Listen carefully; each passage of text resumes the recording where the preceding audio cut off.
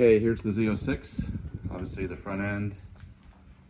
In the original accident, this frame rail was the one that was slightly up, just like, I don't know, 1/8 or 1/4 of an inch or something like that. That all got straightened, it's good. This one over here was fine.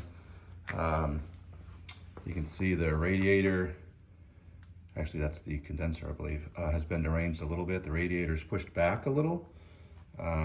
It's, as far as I know, still intact, but I don't know. I don't even know the brand. It was an all aluminum radiator aftermarket.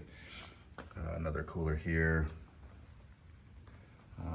Strangely, the tires are still pretty good. These are RT 660s with not a whole lot of sessions on them. You can see quite a bit of tread depth left on those, front and rear. The windshield cracked when the quad of one of the tire walls that I went under went across the hood, strafed the hood, and then ended up there on the windshield. So the corner workers pulled that off of me.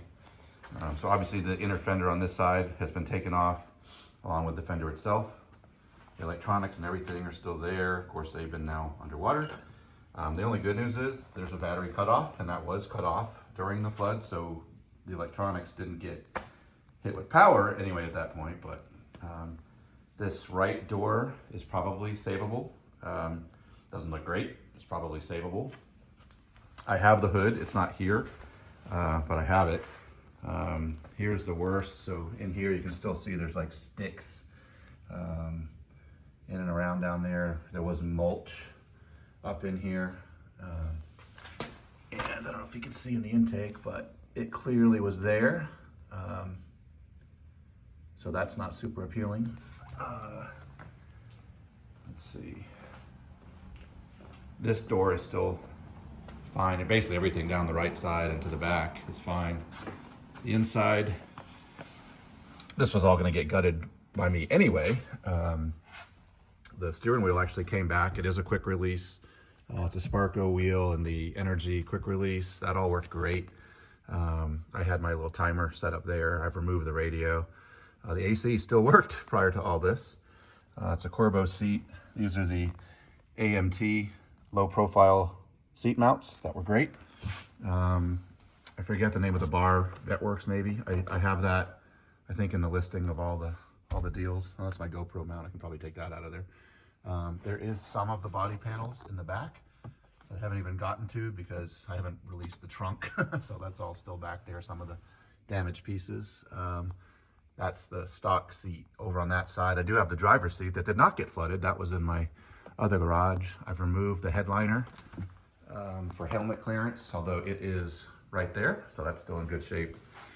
The body all back here is fine. These Cray Spider wheels look to be still in great shape. One of them was actually brand new because I damaged it in the accident. The rotors, I have no idea if those could be resurfaced or not. Obviously they're rusting up because they were, obviously it's been sitting, but obviously the saltwater flood too. The calipers themselves, the big stop techs, still look pretty good. The rear body work is all fine. It's got the titanium exhaust with bizarrely these cutouts. Let's try to get that. So there's the holes. It's like somebody went to do the mod and then they didn't weld the pipes in, so they just leave them dumped.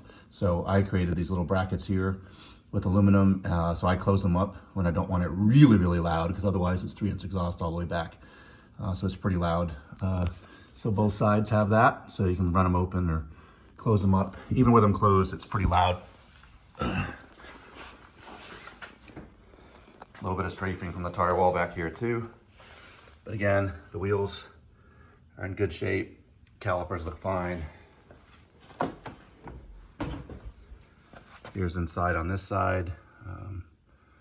Not as horrible as I would have thought. I did literally pressure wash inside here because when I got to it, there was kind of mold growing and such. It did not look good or smell good, but it's been opened up since. So that seems to be okay. Guess I didn't show these front wheels. This actually is the brand new front wheel. It's never actually driven on the road. This ultimately is actually the caliper that failed. I can't quite show you with this camera, but the pads wore out. It shaded down one side a little bit and then overheated the piston seal and melted it, and all the fluid ran out, and that's how I went in the tire wall. So that was that fun story, my fault. Engine was running fine. The whole thing was driving fine up until the accident, and actually drove it several times after the accident, drove it up onto the trailer at the frame shop. So all the drivetrain was still fine up until flood time. So there's what she looks. Somewhere, I think I have, these were those converted headlights, HIDs, and so I think the ballasts are still here, but they're, you know, the other headlight, I think I still have it, but it was semi-destroyed anyway, so I was gonna just take them out. But there you go.